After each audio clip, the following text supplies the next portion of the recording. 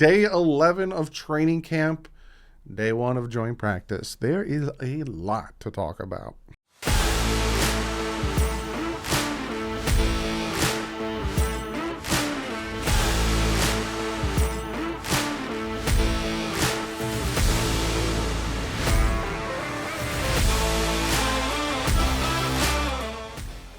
What is up, Finn fans? Day 11, joint practice, day 1 of 2. A lot of ups and downs, a lot of goods, a lot of bads. We're going to talk about it all, but real quick before we jump into that, I just want to preference something, right? Because we're going to do this, then we're going to go into notes and on the field. You know, we do the McDaniel on the on notes on field, and then we're going to look at plays. We're also going to look at Jeff Darlington's plays. Jeff Darlington, not plays, but he came out with a video.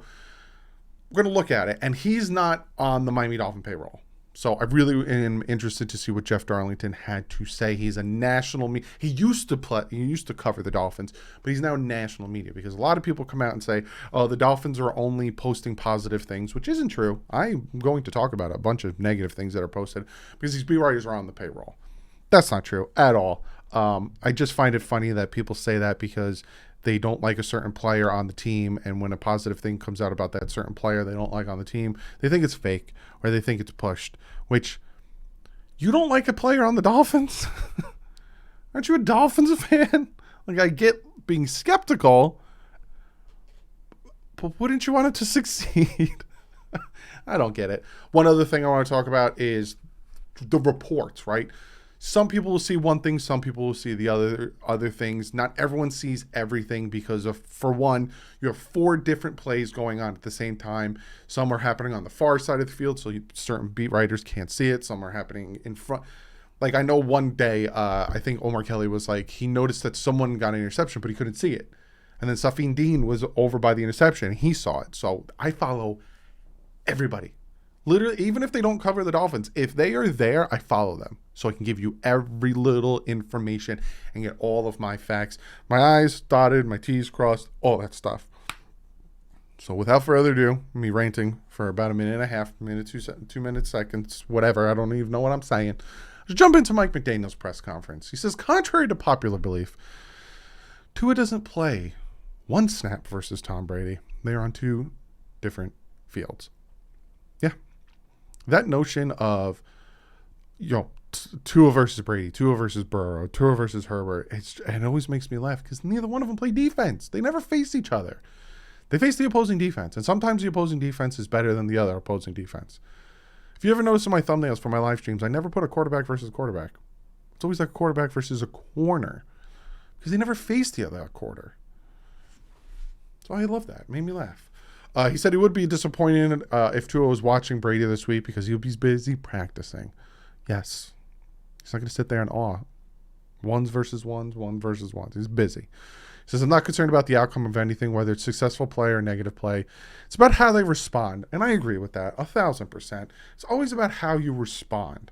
Prime example is the Atlanta Falcons game last year. So many people want to put that on Tua that the Dolphins lost. I disagree. I'll go to my grave disagreeing with that.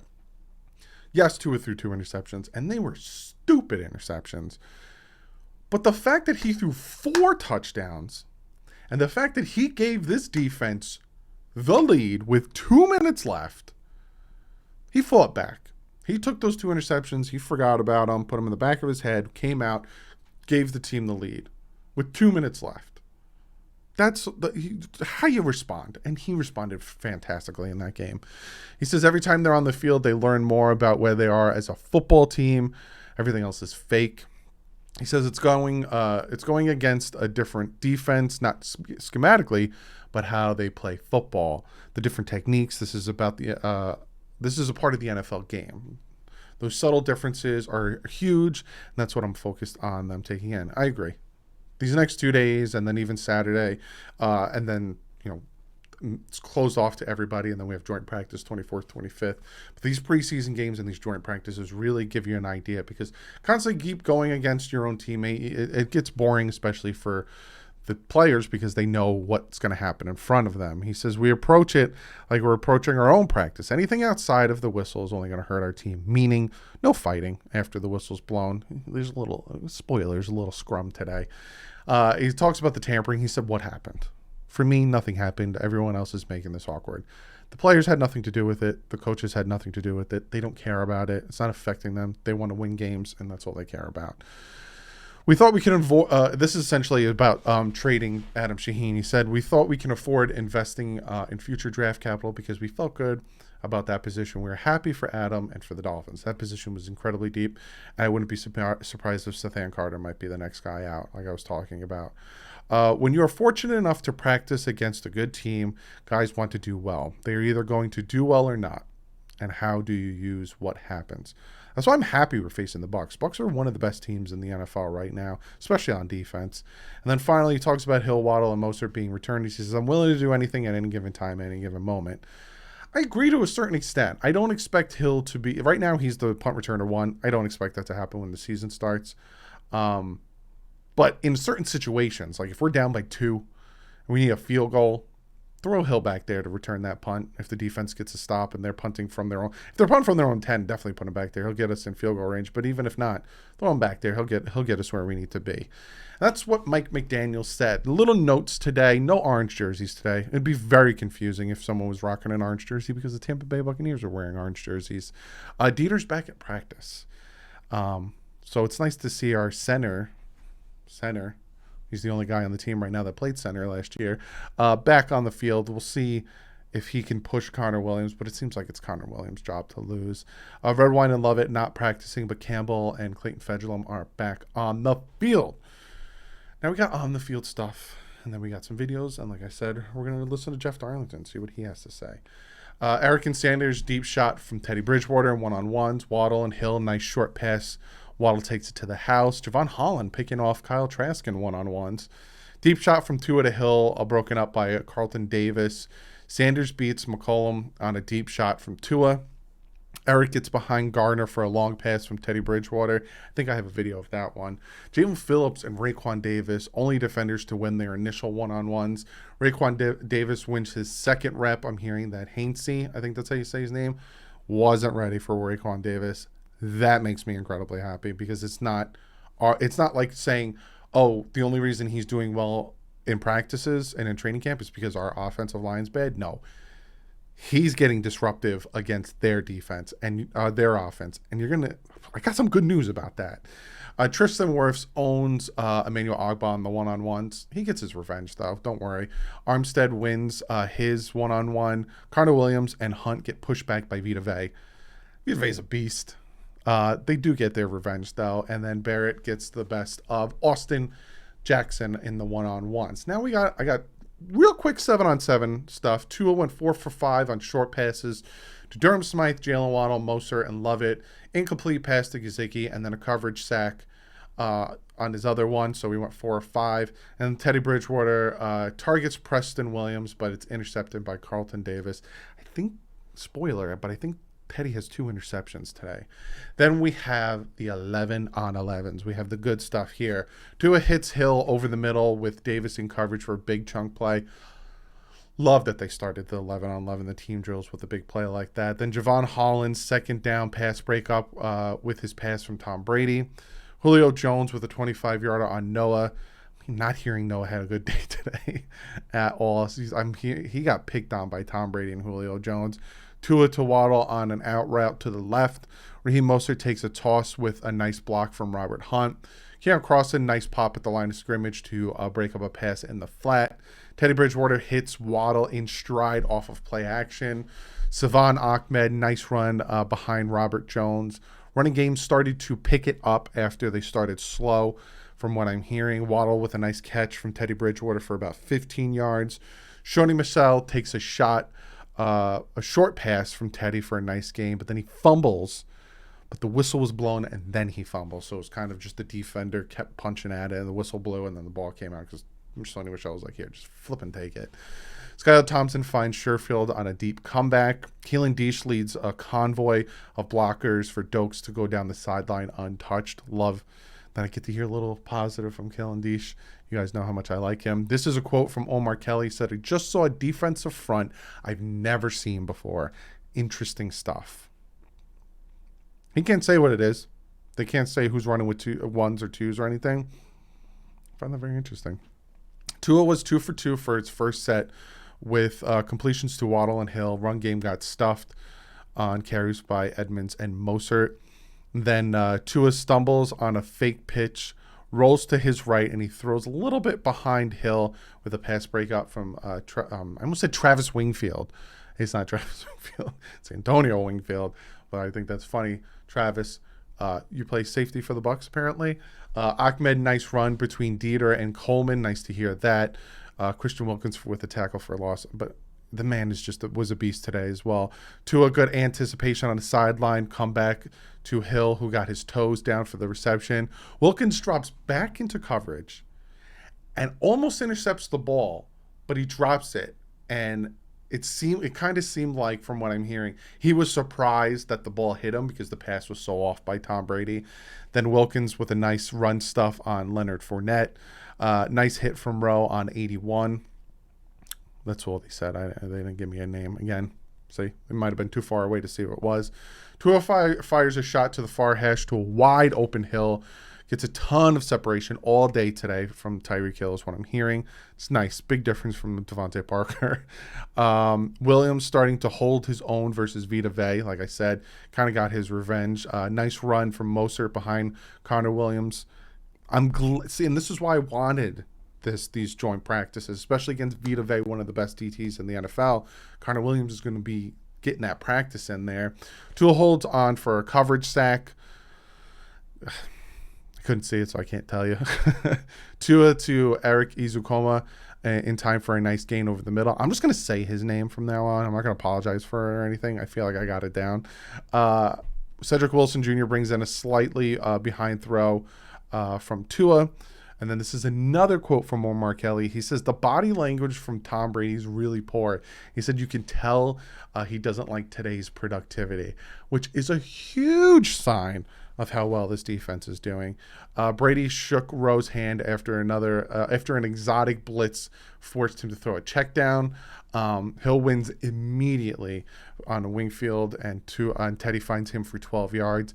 It's hard to press Tyreek Hill. You think he's a short little guy, but he's got that muscle to get around you real quick. Defense forces a lot of checkdowns or short passes. Again, very good defensive day. Zach Sealer on a would-be sack to Tom Brady. Then Teddy Bridgewater throws an interception to Devin White. There's the second one I was telling you about. High over the middle, and it was targeted for Preston Williams, and he tips it. And then Devin White catches it for any interception. Tua was 3 for 3 in his series to Hill, Eric Izukoma, and Wilson. Another Wilkins stop. Again, the man has just been a beast all training camp. Alec Ingold drops a pass that went right through his hands. Right through his hands. You got to catch those. Edmonds' nasty route. Tua timed it perfectly. Beat Devin White, and he was off to the races for a touchdown. Offensive pass interference on the Tampa Bay Buccaneers. Tom Brady was pissed. Tua moving offense in first simulation, finding Waddle for a first. Gets them down in the red zone. Tampa keeps beating Miami with screens, getting good yards off of it. Gesicki pass broken up by Devin White on third down. Then I'm hearing Brady was even more frustrated. He went over and he talked to Bruce Arians, who was there as well. Bruce Arians isn't the head coach anymore. Todd Bowles is, but he's still there. So I went over and talked to him. Keon Crossan, nice touchdown saving play on the ball. Savon Ahmed, nice move after the catch. I'm hearing very good things about Savon Ahmed today. Sherfield couldn't bring down a would-be long touchdown from Teddy Bridgewater. I'm hearing the pass was underthrown, not overthrown. Tua went 4 for 6 on that series with passes to Ingold twice, Waddle, Wilson, but he couldn't get the team in the end zone. And then we have a completion to Edmonds, getting the offense down to the 30. And they call a timeout. These are 2-minute drills. And then they tried to get I missed the play before that. Tua hit Hill on a third down conversion. I'm hearing he threaded the needle. Then it was a completion to Edmonds, getting him down to the 30. Call a timeout. They try to hurry up with a field goal. He makes it, but time expired, so it didn't count. So Tua in that 2-minute drill was 5 for 6 on the completions. He hit Waddle, Hill twice, and Chase Edmonds twice, and unfortunately couldn't get in the end zone. And then it was the defense's turn. Sealer with a swat of Brady's first pass in a hurry-up. Brandon Jones pops a player, causing a little bit of a pushing. And there's your little scrimmage I was talking about. Brady on a would-be sack from Manuel Agba. There's the redemption I was talking about. But they gave him the completion. Like, you knew it would have been a sack, but they gave him the completion. Whatever. 2nd and 10 from the 44-yard line with 22 seconds left. Noah gets beat on a deep comeback to Tompkins, and then the Bucs kick a 47-yard field goal, and that is how practice ended. Again, defense, I'm here. I loved everything I heard about the defense. They were making Tom Brady uncomfortable. He was getting pissed off about certain things. Loving that. No interceptions from Tua. Made me ecstatic, especially because he was going, we all know he was going against the ones. Didn't like hearing the 2 interceptions from Teddy Bridgewater. Tighten that up. Overall, from what I'm hearing, you'll see when we talk about, when we listen to Jeff Darlington, consistency from Tua and the first team offense. So far, I'm not upset about their first joint practice. Some run game was going. At first, it was getting stuffed. Vita Vea was getting in the backfield, winning his one-on-ones and all that stuff. But then they started coming into it. You weren't hearing Austin Jackson getting beat in team drills. You weren't hearing Teron Armstead. You weren't hearing Liam Eichenberg. And if you don't hear the offensive linemen's names, that is good. It means they're not getting beat. Like you heard Connor Williams was getting pushed back and stuff. And then he came back and he's doing really well. So far, I think this was a good practice. My personal opinion from what I'm hearing, and again, we're going to watch some video. I think this was a good practice. I liked what defense was doing. And I think the defense would have shut down the offense enough that our team probably would have won this game. But let's jump into it and look at some video. So this is a pass to Tyreek Hill. And it's from Steve Wojciechowicz. Hope I said your name right, bud. Here, I'll show you who it is so you guys can see the credit, Steve. And I think this was a pass to Tyreek Hill. So, again, they're different sides of the field, so hopefully we can see it. Nice little comeback route. Let's see that again. Right here. Focus here. Oh. You know what I noticed? The corner the whole time is his hands out. He's trying to stay with Hill. I was saying, I was on Reason's channel last night. He had a big panel. I was on his channel last night, and I forget that Tyreek Hill's on this team and how dynamic he is. And that play alone shows just how dangerous he can be. Like, he single-handedly helped the Chiefs beat the Bills because they had to focus on him and left friggin' Travis Kelce open for them to go to overtime. I'm so happy we have him on our team.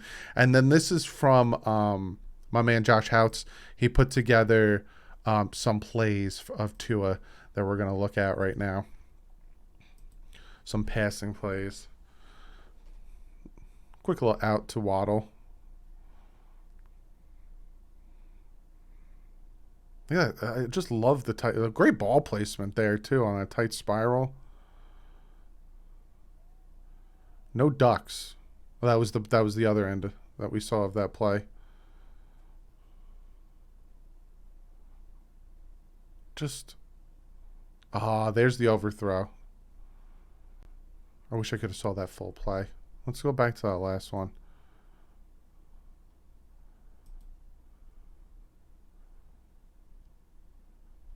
It looked like they got tangled up. Not making any excuses, but it looked like they got tangled up a little bit.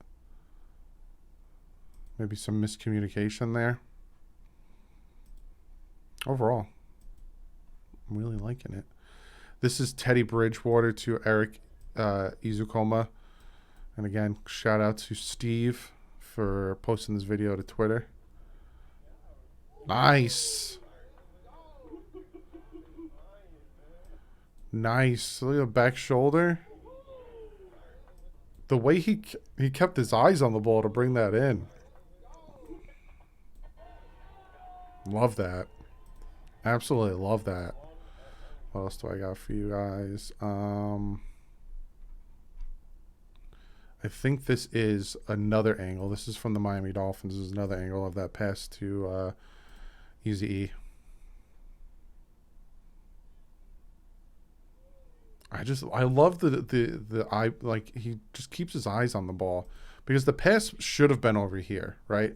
If you wanted to make it easier for him, you put it You can't even see me, but you put more in front of him so you can catch it. He kind of had to torque his body to the right a little bit, but he still catches it after beating his guy. You wanted more. You wanted it more here. He had to you wanted it more like here, but still, great play by Easy. This is from Bronin Jutsu. Oh yeah, and I'll show you his @ He says, Tua was cooking 2-minute drill. Our defense was dominant. A lot of would-be sacks on TB12. Let's see what he got here. This is Tua.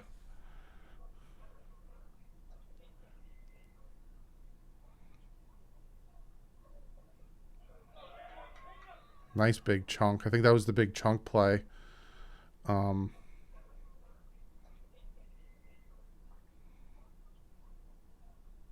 like that he got the time in the pocket.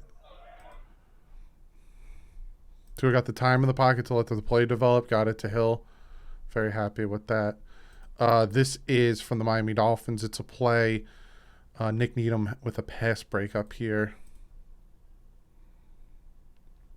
Nice. Trying to see. Did he pull him? Because he's got his hand here.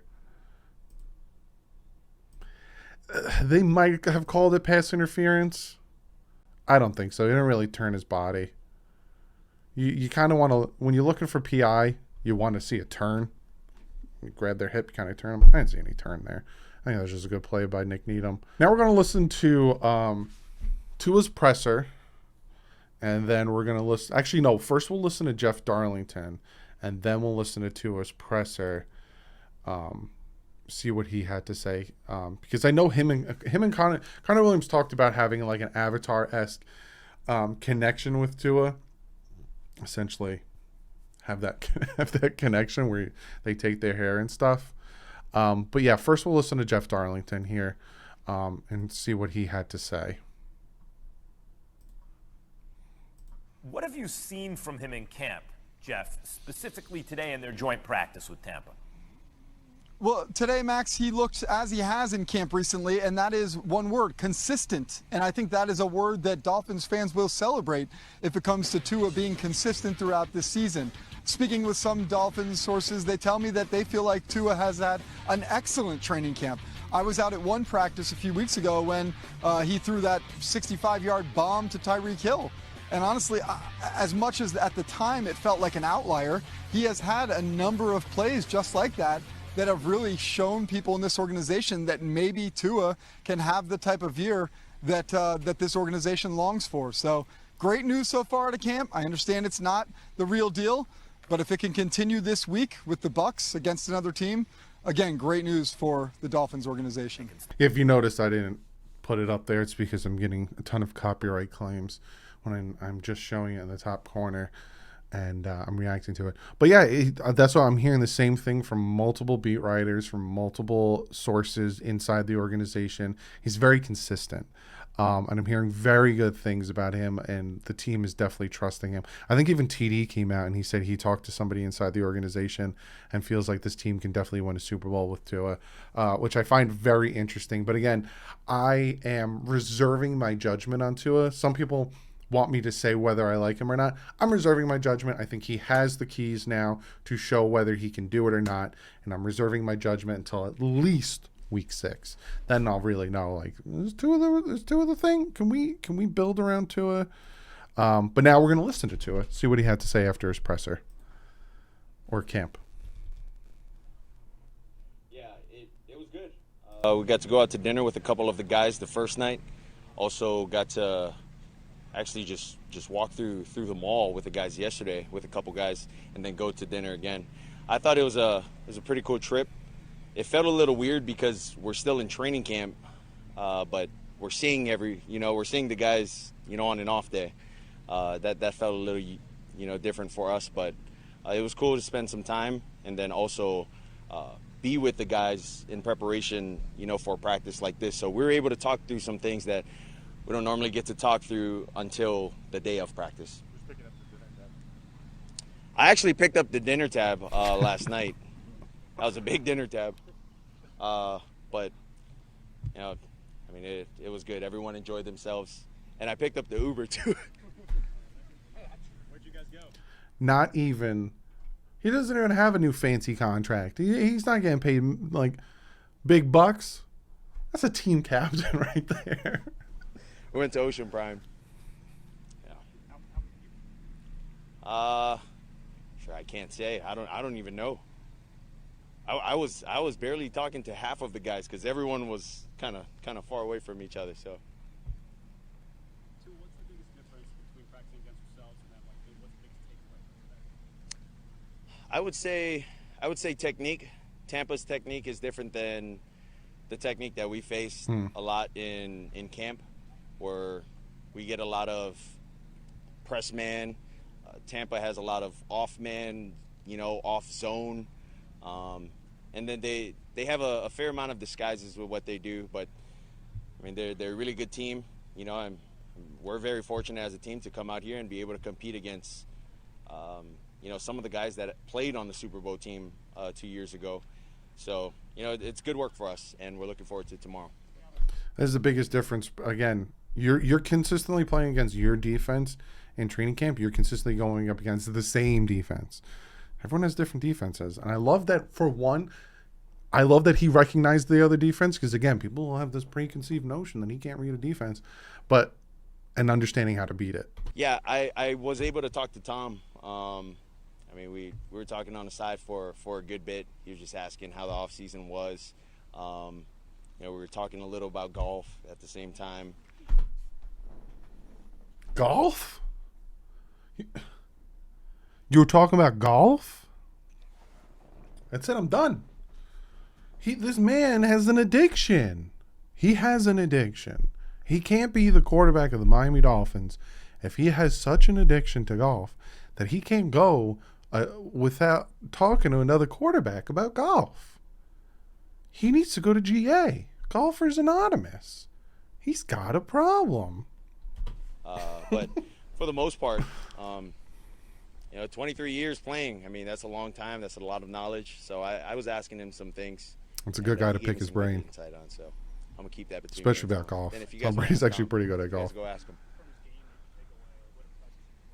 I would say Tom's composure in the pocket. Nothing really rattles him. Not necessarily true. As Dolphin fans, we know once you hit him once or twice, he does get a little rattled. When you got a guy in your face, you just subtle movements and throwing the ball. I would say those are top trait qualities in a really good quarterback. With him, Russ, Aaron Rodgers, all those big time guys. Did you have any reaction to the story last week? Say what? What was your thought of last week? That's how I feel. I can't even hear him. You said the Dolphins. Sorry, The Dolphins pursuing Brady with the tampering. Did you have any reaction? It's a microphone. No, I think I answered that last week. Sorry, yeah, because I think they were doing that in 2019, but then I came in 2020. Oh, they're asking about the tampering. So they picked me. So Yeah, it was 2020. So 2020, it's 2022. I'm still here. So yeah. So It was a great answer. It's a stupid question. It's a great answer. He's answered that question how many different times? He's still here. They picked him. Move on. yeah, it's been really good. Every time we see each other, I sit by him in our team meetings. We're talking about, getting the guys going for the day, and then just snap locations on certain plays that'll help us execute the play that much better. And then just our timing with everything. He's taking care of the front, I'm taking care of the back end with things, and just us being in sync, will help this offense go. That's what people don't understand. That, yeah, Tua as a quarterback, he calls out protection. He recognizes blitzes as well. But so does the center. The center does it equally as much as the quarterback does it. So like he was saying, and I like that they're getting together and they're talking about snap, direction, where the ball should be and all that stuff. I would love for Connor Williams to pan out to be one of the best centers we've ever had, next to like Panky next to some of the greats, but it just makes me nervous. Cautiously optimistic, but it makes me nervous. In what ways have you seen the offensive line developing in general? Shoot, I think they've developed a lot. You look at our run game, it makes it a little harder for guys to really read keys with the O-line because of how much stretch we do, how much stretch action we do. So it puts a lot of stress on not the front guys, but the secondary guys as well, with the linebackers, getting them to come up and then, obviously replacing them with throws, and then also deeper play pass throws. So, I think we've come a long way, and I think the guys would also say that, we're not close to where we want to be, but shoot, it's exciting for the guys. Overall, like I said, I like today's camp. I think they had some, adversity that they had to face. They bounced back from it, made some plays. Defense was making Tom Brady very frustrated. It wasn't explosive. You didn't see 50, 60-yard touchdowns and all that stuff. But I think it was solid against a good defense like the Tampa Bay Buccaneers. We'll see how tomorrow is, because this is the first time you get an idea of the defense you're playing. Now tomorrow you should get an even better idea, and they should know what to do and what to look for. But that's what I got for you today. Be sure to comment below. Let me know what you think of today's camp. Like I said, tomorrow is joint practice day 2. Then Friday I will preview the Tampa Bay Buccaneers game, and then Saturday at 7:30, Dolphins are taking on the Bucs. I will see you at 7:15 live here on the channel. But not like usual. Stay classy. My fed's up.